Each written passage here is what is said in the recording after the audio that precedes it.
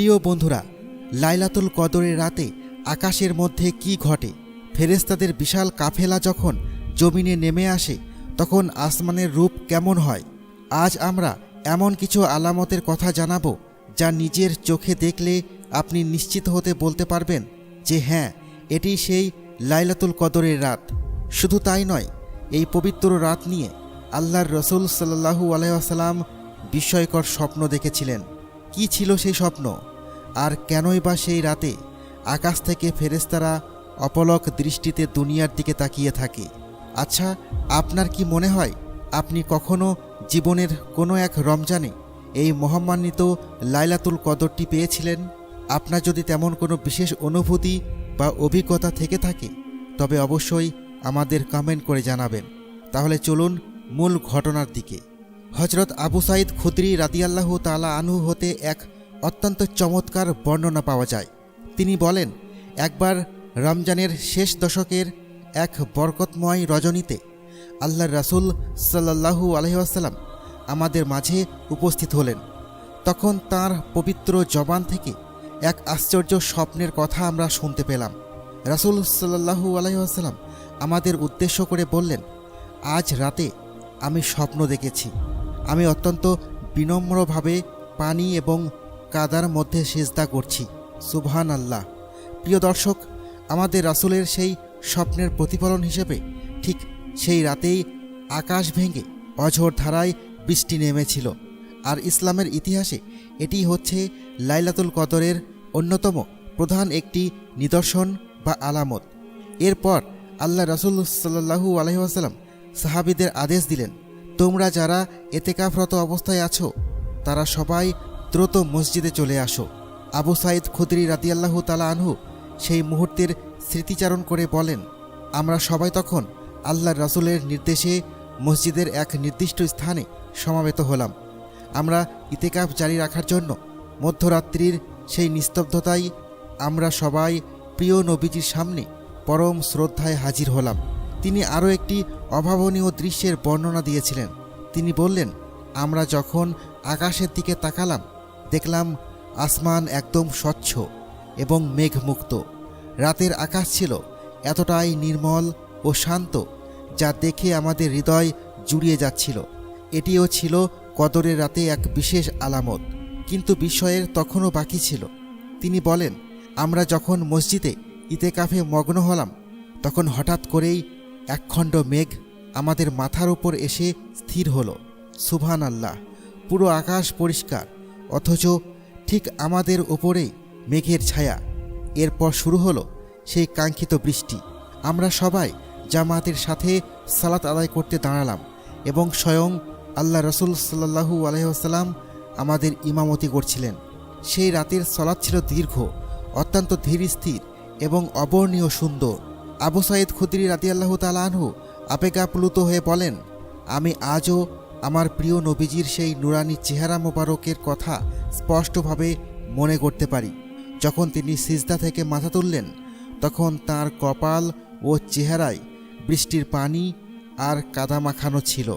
সুবহান আল্লাহ। ঠিক তেমনটি তিনি স্বপ্নে দেখেছিলেন। এখন প্রশ্ন হলো, এই রহস্যময় রাতটি আসলে কবে? এক হাদিসের বর্ণনা অনুযায়ী সেই রাতটি ছিল রমজানের 23তম রজনী। যদিও এই নির্দিষ্ট তারিখটি যে লাইলাতুল কদর তার অকাট্য বা নিশ্চিত কোনো প্রমাণ নেই, কারণ এটি মহান আল্লাহ তাআলা গোপন করে রেখেছেন। এই মহিমান্বিত রাতটি নিয়ে সবচেয়ে শক্তিশালী, অকাট্য এবং দলিল নির্ভর বক্তব্য কোনটি জানেন?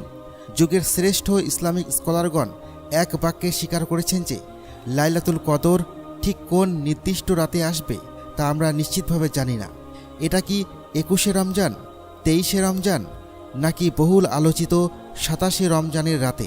বিশেষজ্ঞদের গভীর পর্যবেক্ষণ ও গবেষণার মতে লাইলাতুল কদর কোনো একটি নির্দিষ্ট তারিখের বেড়াজালে সীমাবদ্ধ নয়, বরং এটি প্রতি বছর রমজানের শেষ দশকের বেজোড় রাত্রিগুলোর মধ্যে যে কোনো এক রাতে লুকিয়ে থাকে।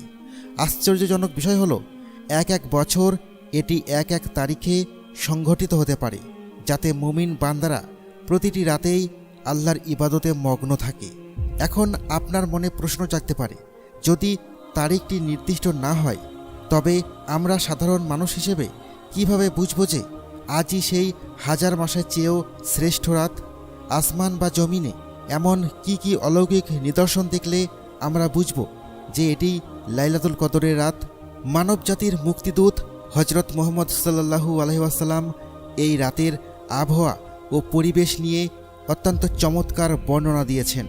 তিনি বলেছেন, লাইলাতুল কদরের রাতটি হবে এক অদ্ভুত রকমের স্নিগ্ধ, কোমল এবং প্রশান্তিময়। সেই রাতে প্রকৃতিতে এক স্বর্গীয় নীরবতা বিরাজ করবে। প্রকৃতিতে খুব বেশি হাড় কাঁপানো ঠান্ডাও থাকবে না, আর শরীর জ্বালিয়ে দেওয়া অসহ্য গরমও থাকবে না। অর্থাৎ বাতাসের ঝাপটায় আপনি এক অপার্থিব প্রশান্তি অনুভব করবেন। শুধু রাতই নয়, এই মহাম্মানিত রাতের পর ভোরবেলাতেও এক বিশেষ চিহ্ন প্রকাশ পায়। আল্লাহ রাসূল সাল্লাল্লাহু আলাইহি ওয়াসাল্লাম আমাদের জানিয়েছেন, কদরের রাতের ভোরবেলায় যখন সূর্য উদিত হয় তখন তার আলো হবে অত্যন্ত নিষ্প্রভ এবং ম্লান। সেদিন সূর্যের প্রখর তেজ বা দহন থাকবে না। উদীয়মান সূর্যটি দেখতে অনেকটাই পূর্ণিমার চাঁদের মতো মনে হবে এবং এর বর্ণ হবে কিছুটা লালচে বা রক্তবর্ণ। আর ঠিক এ কারণে হয়তো আপনি খেয়াল করে থাকবেন, প্রতি রমজানে অসংখ্য মানুষ ভোরে সূর্যের ছবি তোলে এবং তা সোশ্যাল মিডিয়ায় শেয়ার করে নিশ্চিত হতে চায় যে গত রাতটি কি কদর ছিল কি না। কিন্তু বন্ধুরা, এখানে একটি বিশাল রহস্য ও বৈজ্ঞানিক প্রশ্ন লুকিয়ে আছে।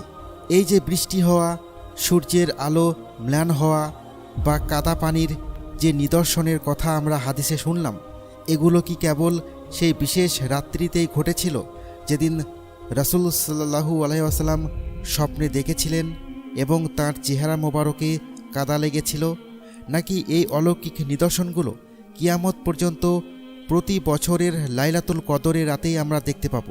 এই অত্যন্ত গুরুত্বপূর্ণ প্রশ্নের জবাবে প্রখ্যাত মুহাদ্দিস কাজী ইয়াজ রহমতুল্লাহি আলাহি বলেন, এখানে অত্যন্ত চমকপ্রদ দুটি সম্ভাবনা রয়েছে। কাজী ইয়াজ রহমতুল্লাহি আলাহি এই বরকতময় রাতের নিদর্শন সম্পর্কে যে দুটি সম্ভাবনার কথা বলেছেন, তার প্রথমটি হলো, এই বিশেষ আলামতগুলো মহান আল্লাহ তাআলা কেবল লাইলাতুল কদরের সম্মানেই আলাদাভাবে নাজিল করেন। কিন্তু দ্বিতীয় সম্ভাবনাটি শুনলে আপনার শরীর শিহরিত হয়ে উঠবে। তিনি বলেছেন, এই মহিমান্বিত রাতে আকাশ থেকে এত বিশাল সংখ্যক ফেরেশতা পৃথিবীর বুকে নেমে আসে যে তাদের নুরানি ডানার আবরণে সূর্যের স্বাভাবিক আলো বাধাগ্রস্ত হয়। সুবহানাল্লাহ! কোটি কোটি ফেরেশতা যখন ডানা বিছিয়ে মুমিন বান্দাদের সালাত ও ইবাদত অবলোকন করতে জমিনে অবস্থান করেন, তখন তাদের সেই অপার্থিব নূরের তীব্রতায় দুনিয়ার সূর্যের উজ্জ্বলতাও যেন ম্লান হয়ে যায়।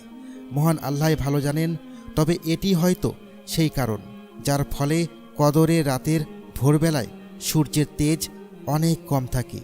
আর এই অলৌকিক দৃশ্য কিয়ামত পর্যন্ত প্রতি বছরই মুমিনদের জন্য একটি আশার আলো হয়ে দেখা যাবে। রমজানের 23 অথবা 25 রাতে হয়তো আপনি গভীর ঘুমে মগ্ন ছিলেন, আর ভোরবেলা সোশ্যাল মিডিয়ায় কারো পোস্ট করা ছবি থেকে জানতে পারলেন যে গত রাতটি ছিল সেই মহাম্মানিত কদরের রাত। তখন আপনার মনে কতটা হাহাকার সৃষ্টি হবে! আপনি কি তখন আফসোস করে বলবেন, হায় আল্লাহ, আগামী রমজানে হয়তো বেশি করে ইবাদত করব? না, এমন ভুলটি করবেন না, কারণ আপনি জানেন না, হয়তো এটি আপনার জীবনের শেষ রমজান।